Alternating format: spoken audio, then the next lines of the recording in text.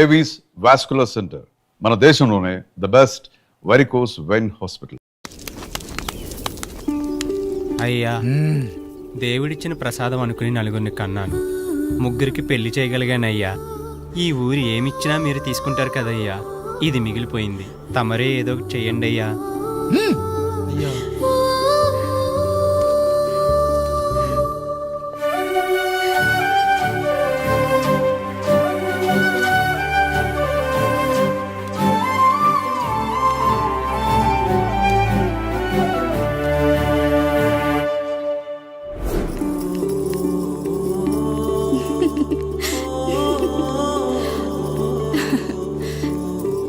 ఈ ఇల్లు, ఆస్తి, ఇంత గొప్ప భర్త, పిల్లలు, చాలా ఆనందంగా ఉందండి. కానీ నాకు ఒకటే లోటు, మన తర్వాత మన పిల్లల్ని చూసుకోవడానికి వీళ్ళకొక అన్నయ్య కావాలండి. అచ్చం మీ పోలికలతో వీళ్ళకొక అన్నయ్యని కందామండి. నువ్వు అడుగుతే కాదనగలనా?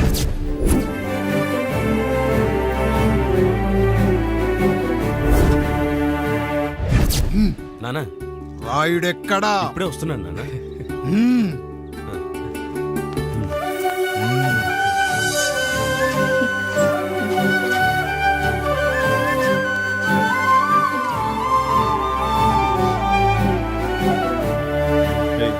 చూడరా, మీ అన్న మీద పగ తీర్చుకోవడానికి నీకు ఇదే సరైన సమయం. పర్లేదంటావా? ఏం పర్వాలేదు. అయ్యా, ఎరా రంగా, ఏం కావాలో అడగరా. నీకంటూ ఏమి ఇవ్వలేదు, నువ్వు ఏమి అడగలేదు, చెప్పరా. మా అన్నకు నాకు పడట్లేదయ్యా. తోడ పుట్టినవాడని చాలా సహించాను. అడ్డమైన దానాలు చేసి ఆస్తి మొత్తం పోగొట్టాడు. ఇప్పుడేం కావాలరా? కొద్దిగా ఈ కత్తి తీసుకొని వాడిని చంపి పెట్టండి అయ్యా.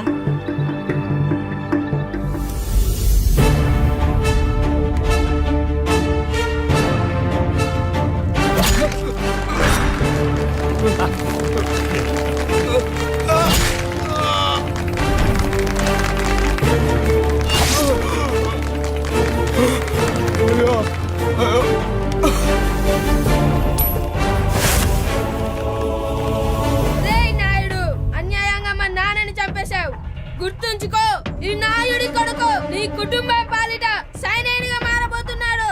నిన్ను, నీ కొడుకుని, ఆడికి పుట్టబోయే కొడుకుని, అందరినీ లేపేస్తా.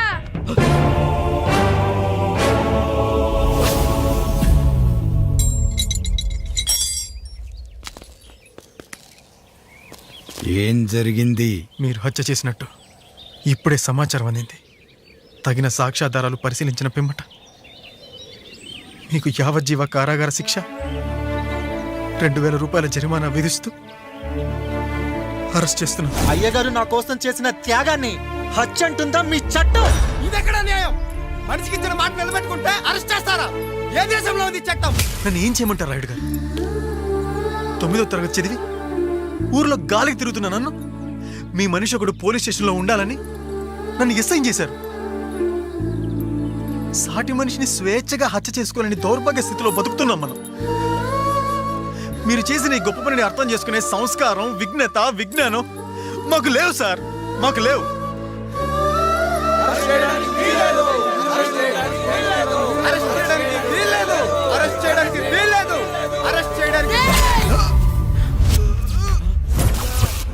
నాయుడు గారు,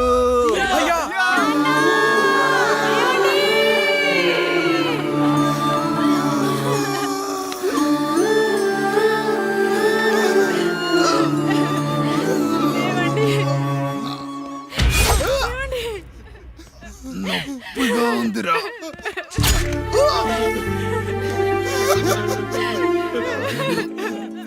సుధా, నేను లేకుండా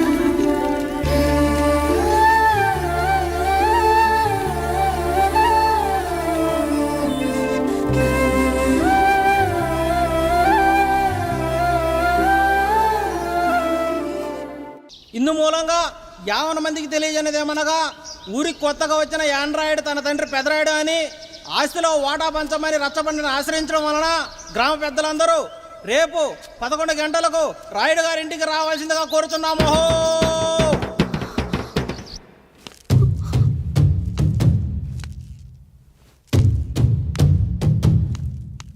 ఎందుకొచ్చారు? తన తాత పాపారాయుడు గారు ఆస్తి తనకు కూడా కావాలంటూ పంచాయతీలో ఫిర్యాదు చేశాడయ్యా.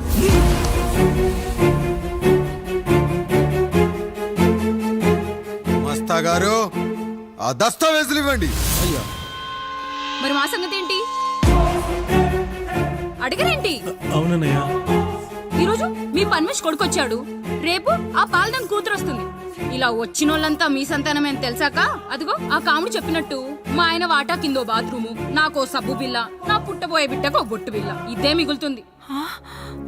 అయినా ఊరి జనాభా కన్నా అన్నయ్య పిల్లల సంఖ్య ఎక్కువైపోతుంది. వాళ్ళందరూ ఇంటి మీదకి వచ్చే లోపు మా ఆస్తి మాకు ఇచ్చేస్తే మా బతుకులు మేము బతికేస్తాంగా. అవునన్నయ్య, మా ఆస్తి మాకు కావాలంతే. ఎవరిని పట్టుకుని ఏం మాట్లాడుతున్నారయ్యా? ఇలా ఉన్నప్పటి నుంచి ఆయన మిమ్మల్ని సాగుతూ ఉన్నారు.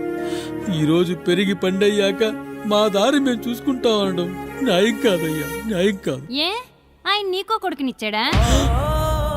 వాడి పేరేంటి? ఐఫోనా? ఎరా, ఆస్తి కావాలా? 4 బ్రష్లతో తోముకుంటే ఎక్కడ విడిపోతామో అని నా బ్రష్ టూత్ పేస్ట్ నీకు త్యాగం చేసినప్పుడు అప్పుడు అడగాల్సిందిరా, అన్నయ్య ఆస్తి కావాలి అని. ఎరా, నేను వాడిపారేసిన లంగోటాలు మార్చి మార్చి చొక్కాలు చేతిగుడ్డలుగా వాడారే, అప్పుడు అడగాల్సిందిరా, అన్నయ్య ఆస్తి పంచు అని. రేయ్, నువ్వు 6 నెలల పసిగందుగా ఉన్నప్పుడు పాల కోసం ఏడుస్తుంటే నిన్ను తీసుకెళ్లి పసుల దొడ్లో కట్టేశానే, అప్పుడు అడగాల్సిందిరా, అన్నయ్య నాకు ఆస్తి కావాలి అని. రేయ్, మా తండ్రి గారు పాపారాయుడు పోలికలు నాకు, నా పోలికలు ఆండ్రాయిడ్కి. అసలు మా కుటుంబంలో ఏ పోలికలు లేని మీకు ఎందుకు ఇవ్వాలరా ఆస్తి? ఆస్తి లేదు, గీస్తి లేదు. Get out, get out, get out, get out, get out, get out అని నేను అనొచ్చు, కానీ అనగలనట్రా? అనలేను. ఎందుకంటే మీరంతా నా తమ్ముళ్ళు, నా చెల్లెళ్ళు. రక్తం తాగిన దోమ కూడా వెళ్ళేటప్పుడు కృతజ్ఞతగా ఏ మలేరియానో టైఫాయిడో వదిలి వెళ్తుంది. కానీ రక్తం పంచుకొని పుట్టిన మీరు ఈ అన్నయ్య కోసం ఆస్తి కూడా వదల్లేకపోతున్నారు కదరా. గుమస్తా గారు, నా యావదాస్తి నా తమ్ముళ్లకు, చెల్లెళ్లకు వాళ్ళ పేర్ల మీద రాయండి. నాకు చిల్లి గవ్వ కూడా అక్కర్లేదు. ఇక ఈ ఇంటికి నాకు ఎటువంటి సంబంధం లేదు. లక్ష్మి, సావిత్రి, మీ చీరలు విప్పేయండి. ఇక్కడికి వచ్చేటప్పుడు ఏ చీరలు కట్టుకున్నారో వెళ్ళేటప్పుడు కూడా అదే చీరలు కట్టుకోండి. వెళ్ళిపోదాం. దస్తావేజులు తీసుకురండి.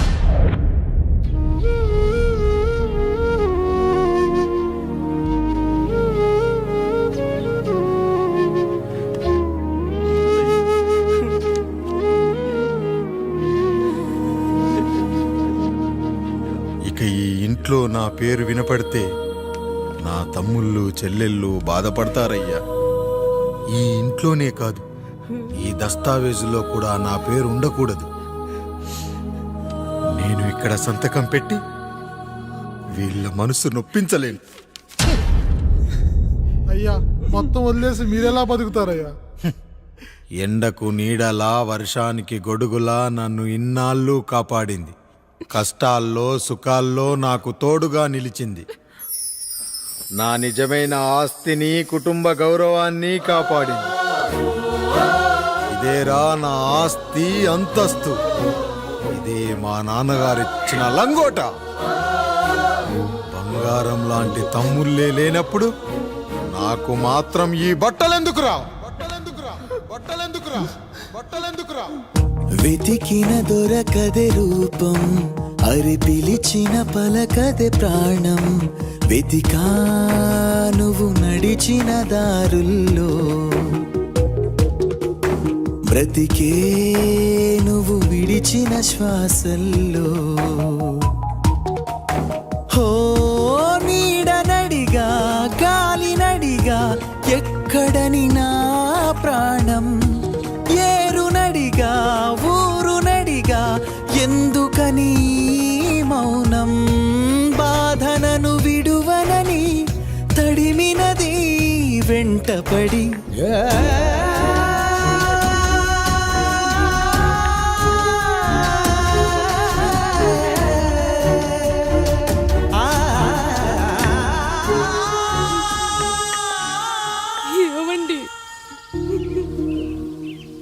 గొంతులో మీ చెవట పడుతుందండి.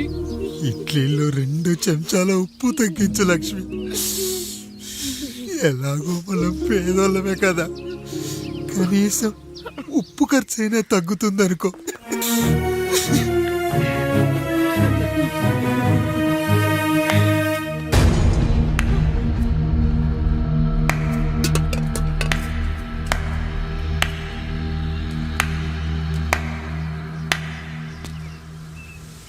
పప్పు రుబ్బుతున్నావా పెదరాయుడు? ఎవడికైనా చేసిన పాపం పండుతుంది అంటారు, నీకు మాత్రం అదిగో అలా పిండయింది. అరే రే రే రే రే, చేతి నిండా భార్యలు, ఇంటి నిండా బంధువులు, బీరువా నిండా డబ్బులు, ఊరి నిండా జనాలు. ఏరి ఎక్కడ ఇంటర్వెల్ ముందు ఇంటర్ చదివే కుర్రాడు ఏదో ఆవేశంగా డైలాగులు చెప్పాడు, సెకండ్ హాఫ్ కు మర్చిపోతాడు అనుకున్నావు కదూ? మర్చిపోవడానికి నువ్వు నాకు ఇచ్చింది అప్పు కాదు, ద్రోహం. అమ్మ వచ్చిన ప్రతిసారి అడిగేవాణ్ణి, అమ్మా నాన్నెక్కడా అని. నీ గురించి తెలిసాక నీ ముందుకొచ్చా, నీ బ్రతుకుని ఇక్కడి దాకా తీసుకొచ్చా. పిక్చర్ అభి బాకీ హే మేరా పితాజీ. నిన్నిలాగే వదిలేస్తే ఈ ఆండ్రాయిడ్ తో వదలవు. సామ్సంగ్లు, హెచ్టీసీలు, లెనోవాలు అంటూ కనిపారేస్తూ మా అమ్మ లాంటి వాళ్ళ కోసం తిరుగుతూనే ఉంటావు.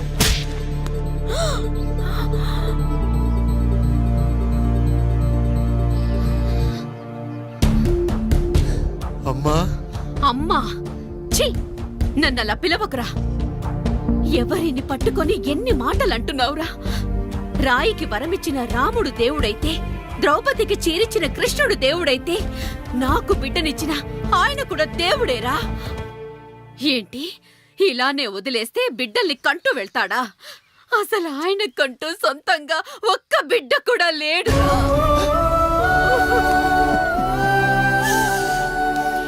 అసలు ఏం జరిగిందో తెలుసా?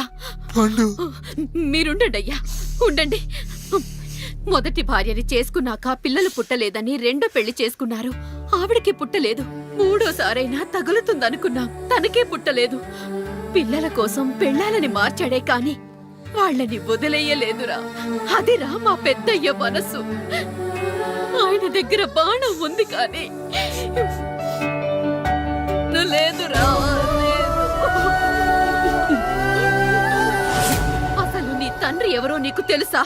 తెలుసా? ఇదిగో ఈ కాముడేరా నీ తండ్రి. గేదె నల్లగా ఉన్నంత మాత్రాన పాలు తెల్లగా ఎలా ఉన్నాయనే కదరా నీ ప్రశ్న. దానికి సమాధానం చెప్పాలంటే, ఒక వర్షం కురిసిన రాత్రి నేను 9వ నెల బాలింతగా ఉన్నప్పుడు. పండు పండు, ఇదిగో. ఏమిటండి ఇది? నిద్రలేస్తే నేను, బయటకెళ్తే గంటోడు, పక్కకెళ్తే పాలేరు, ఎప్పుడూ తిరిగే తాయారు. రోజు మమ్మల్ని చూసి చూసి బిడ్డ కూడా జిడ్డు మొహం వేసుకుని పుడతాడేమో అని భయంగా ఉంది. కడుపులో ఉన్నప్పుడు మనం ఎవరి మొహాలైతే చూస్తామో అచ్చం వారి పోలికలతోనే పుడతారంటారు. పొరపాటున నా పోలికలతో పుడితే? అదేంటి కాముడు, నీకేం తక్కువ? జుట్టు ఉండాల్సిన చోట లేకుండా అవసరం లేని చోట విపరీతంగా పెరిగిపోతుంది. మనకు పుట్టబోయే బిడ్డ గొప్ప అందగాడై ఉండాలి. ఇదిగో రోజు ఈ దేవుడి ఫోటోలు చూడు, వాళ్ళలాగే అందంగా పుడతాడు. కడుపుతో ఉన్నప్పుడు ఎవరి ఫోటో చూస్తే ఆ పోలికలతో బిడ్డ పుడతాడా? కనిపించని దేవుడి పోలికలు నా బిడ్డకెందుకు? ఈ ఊరికి దేవుడు రాయుడు. నా బిడ్డ ఆయనలాగే పుట్టాలి, ఆయనలాగే పుట్టాలి.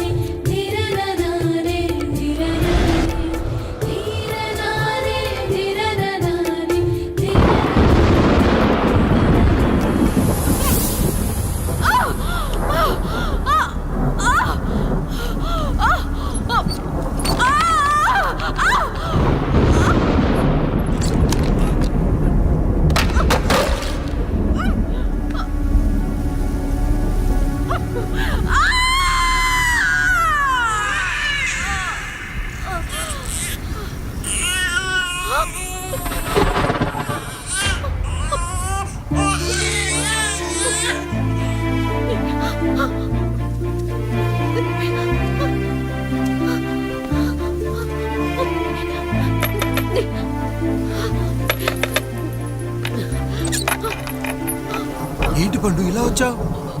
అయ్యా తప్పు జరిగిపోయింది పెద్దయ్యా. ఏం జరిగింది? అసలే నువ్వు ఒట్టి మనిషి కూడా కాదు. ఒక్కసారి ఇటు చూడండి అయ్యా.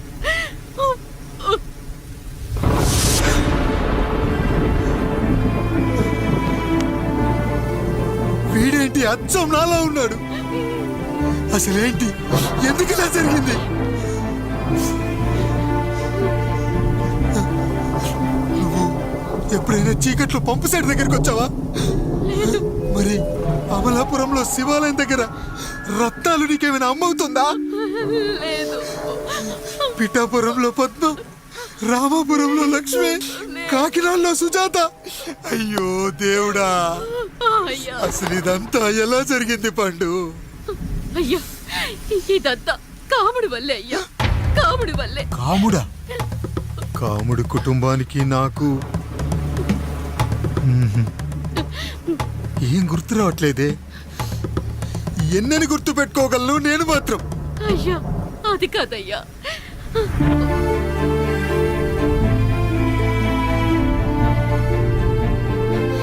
అలా రోజు మీ ఫోటో చూసి చూసి అచ్చం మీలాగే పుట్టాడు. అయ్యో, నా పోలికతో బిడ్డ కావాలనుకోవడం ఏంటి పండు?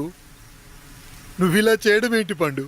పోలికల కోసం ఫోటోలు ఎందుకు చూసావు పండు? అందుకే కదయ్యా ముందు ఆ డైలాగ్ చెప్పాను, తప్పు జరిగిందని. ఇప్పుడు ఏం చెయ్యాలయ్యా? స్వచ్ఛమైన మన ప్రేమను ఈ పాడులోకం అర్థం చేసుకోదు. కనీసం మీ ఇద్దరి జీవితం బాగున్నా ఆనందపడేవాని. వీణ్ణి ఇక్కడ ఉంచొద్దు పండు, బయటికి పంపించు.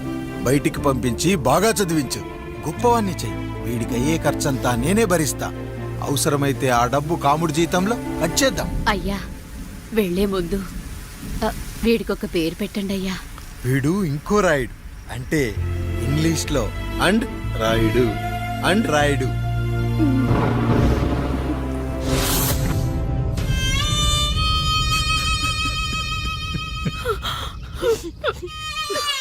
ఇది రా నీ కథ, నా గతం. నిన్ను చదివించడం కోసం ఆయన మీ నాన్న జీతంలోంచి నెలకి 3,000, 4,000 కోసేసిచ్చేవారు. అప్పుడు ఆయన పడిన బాధ పగవాడు కూడా పడకూడదు. చూసావారా, దేవుడు లాంటి పెద్దయ్యని అనవసరంగా అనుమానించడం ఎంత పెద్ద తప్పు చేసావో అర్థమైందా? ఒకడు నిమ్మకాయ పెట్టి పసుపు వేసి ఉప్పు కలిపి పులిహోర చేయొచ్చు, కానీ ఆ పులిహోర ఎప్పటికీ దేవుడి ప్రసాదం. నువ్వు ఆ దేవుడి ప్రసాదం. ఇక ఆయనే మీ నాన్న. చూసావా అమ్మా, ఈ రోజు నుంచి నాకు 3 అమ్మలు, 2 నాన్నలు. నీకు మాత్రం ఒక్కడే భర్త, నాన్నకు మాత్రం ఒక్కటే భార్య. మా నాయనే. అయ్యా, బిడ్డను ఒక్కసారి ఎత్తుకొని తిప్పండి అయ్యా. బాబు, నాన్న,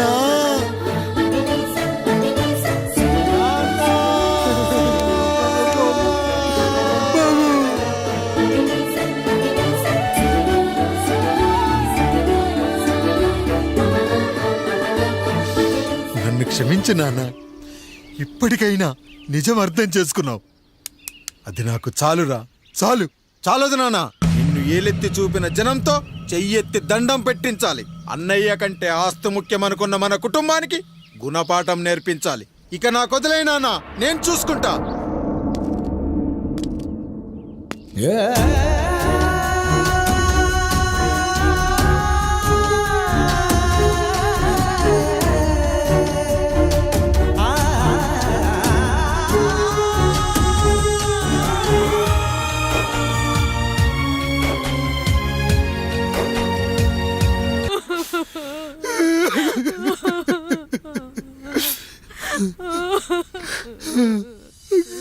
భార్య పోయింది, తమ్ముళ్ళు వద్దనుకున్నారు. కుటుంబం, ఊరు, ఆస్తి ఇప్పుడు ఏదీ లేదు. ఇక నేను ఎవరి కోసం బతకాలి? ఏ కరెంటు నా భార్యను పొట్టన పెట్టుకుందో అదే కరెంటు నా చావును కోరుకుంటుందో, నా చావుతో అయినా నా తమ్ముళ్ళు, నా జనం నన్ను అర్థం చేసుకోగలిగితే చాలు.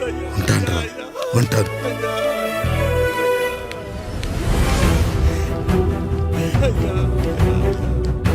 అయ్యా అయ్యా రండయ్యా, పెద్దరాయుడు గారు చనిపోతున్నారయ్యా, రండయ్యా, మీరన్న వచ్చి ఆపండి అయ్యా. అయ్యా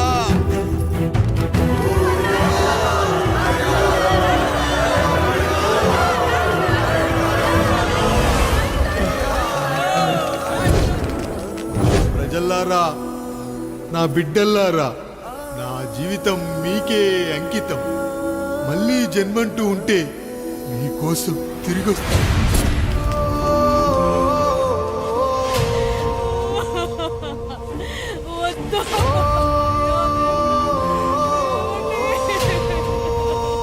వద్దయ్యా, వద్దు, వద్దయ్యా, వద్దయ్యా.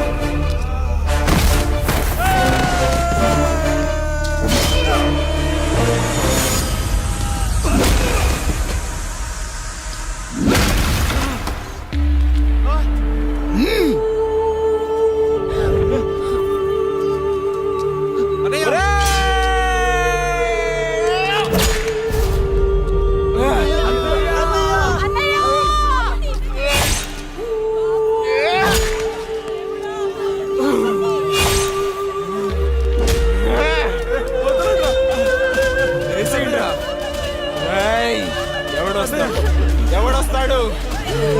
నిన్ను కాపాడటానికి ఎవడొస్తాడు? వేసేట్రా.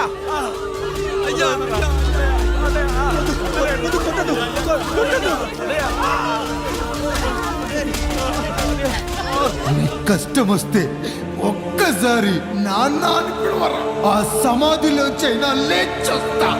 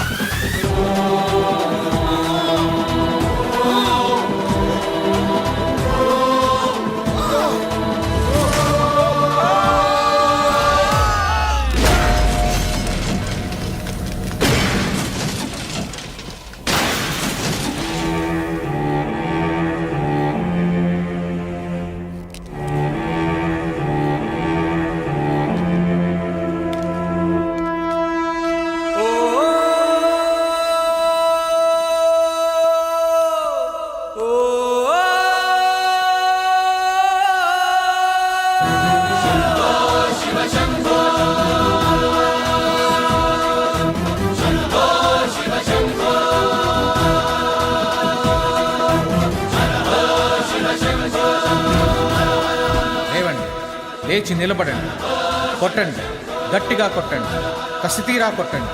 ఈ చిత్రంలోని నటులను, సాంకేతిక నిపుణులను ఎక్కడ పడితే అక్కడ కొట్టండి. కనిపించిన ప్రతి చోట కొట్టండి చప్పట్లతో. విడివిడిగా ఉన్న వ్యక్తుల మధ్య బంధాన్ని నిలిపేది కుటుంబం. విడిపోయిన కొబ్బరి ఆకులను కలిపి ఉంచేది కొబ్బరి మట్ట. కుటుంబం కోసం నిలబడ్డ ఎందరో అన్నయ్యలకు మా ఈ చిత్రం అంకితం.